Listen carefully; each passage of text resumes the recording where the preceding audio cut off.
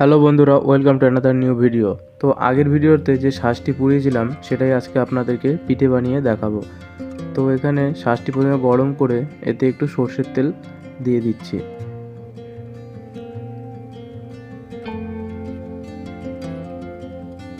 তারপরে আমরা এখানে চালের গুঁড়ি গুলে নিয়েছি এরকম পাতলা করে। তারপরে আমরা দিয়ে দেবো চালের গুঁড়িটা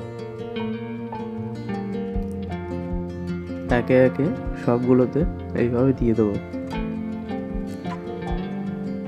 তারপরে ঢাকনাটি চাপা দিয়ে দেবো। 5 থেকে 7 মিনিট পর আমি ঢাকনাটি আবার তুলে নিচ্ছি এবং আপনারা দেখুন পিঠেগুলো কত সুন্দর হয়ে গেছে। এবার একে একে পিঠেগুলো আমি তুলে নেব।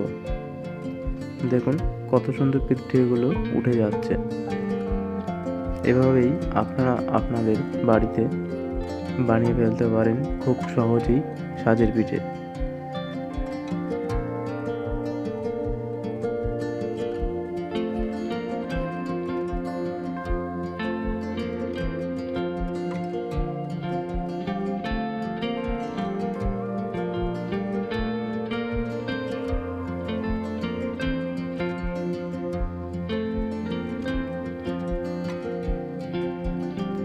এবার আমি পিঠেগুলো একটি বাটিতে তুলে নেব।